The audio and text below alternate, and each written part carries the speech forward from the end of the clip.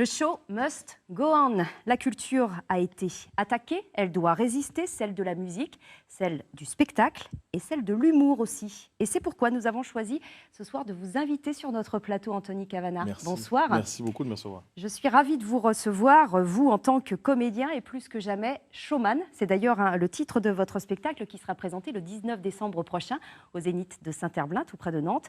On regarde un extrait et on en parle juste après. Vous êtes parfaite. Parfaite. Pour ceux qui auront choisi un corps féminin, vous aussi, vous aurez un quatrième cerveau, mais beaucoup plus bas. Les pieds. Oui, les pieds. Pourquoi les pieds? C'est très simple. Oui, des chaussures, des chaussures, des chaussures, des chaussures, des chaussures. Plein de chaussures, j'ai pas d'argent, mais je veux des chaussures. Oui, oui, oui, des chaussures pour sortir, des chaussures pour courir, des chaussures pour manger, des chaussures pour avoir plus de chaussures. Des chaussures pour faire pute, des chaussures pour faire classe, parce que je suis pas une pute, ok? Mais surtout des chaussures pour faire chier les copines. Regarde, mes nouveaux escarpins. Regarde, regarde, regarde. Hein, t'as les boules, hein? Je les ai en bleu marine, en bleu foncé, en bleu nuit, en bleu pétrole, en bleu caramel, en bleu citron, en bleu je t'emmerde. Salope. Les femmes n'ont qu'un seul critère pour qu'un mec leur plaise.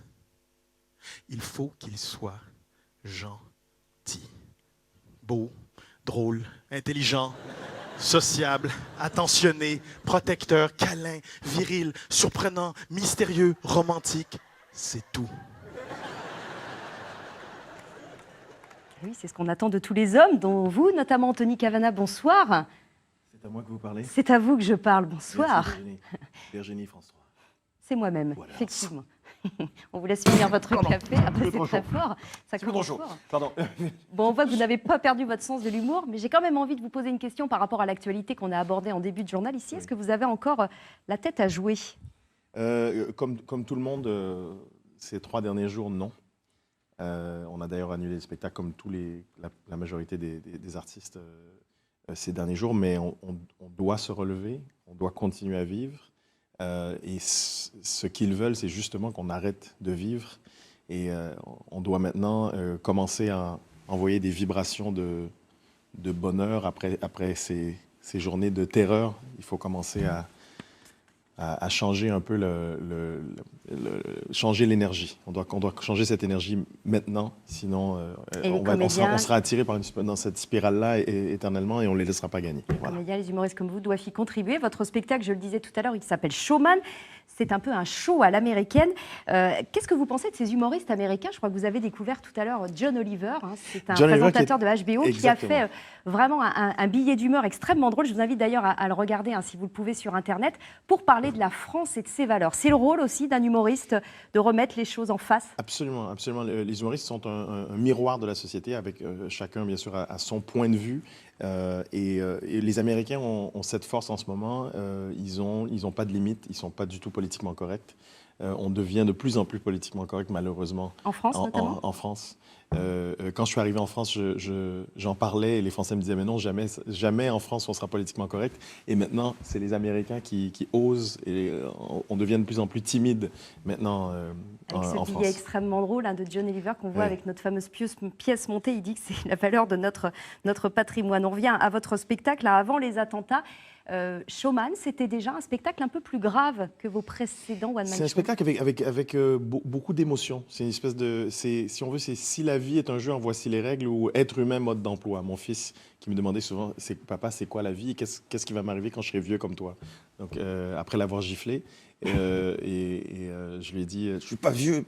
Et en fait, c'est comme si je donnais des tuyaux à un enfant. Voilà ce qui m'est arrivé.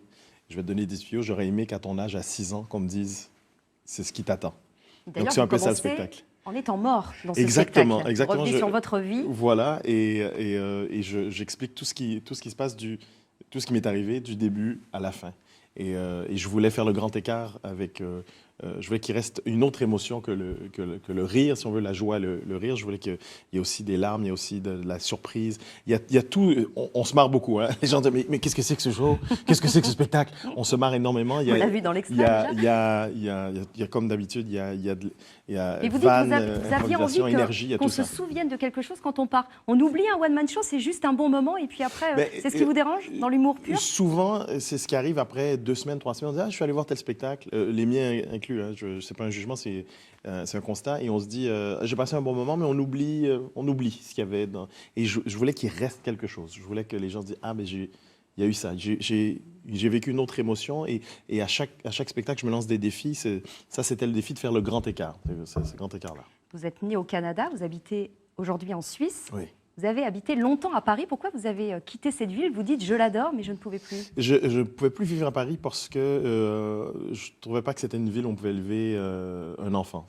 Et je trouvais malheureusement que cette magnifique ville devenait de plus en plus morose. Et c'est encore plus vrai, vous trouvez, aujourd'hui? Oui, là, ces jours-ci, oui. Malheureusement, mais on sait pourquoi. Mais je voulais pas que mon fils... Nantes, disons, est une meilleure ville pour élever un enfant que Paris. Eh bien, en tout Ma cas, femme est suisse, donc c'était. Donc vous êtes parti vivre en Suisse. En tout oui. cas, vous êtes bienvenu à Nantes. Hein. Vous y reviendrez dans un mois. Ce sera le 19 novembre pour votre One Et Man on va Show. rigoler. Ce sera Virginie sera là. 19 Venez décembre. pour Virginie. Elle sera là dans la salle. C'est vrai. Oui. Merci, vous Ah m'invitez oui. alors. Oui. Elle est plus Sympa. jolie en vrai, Merci. en plus. Venez.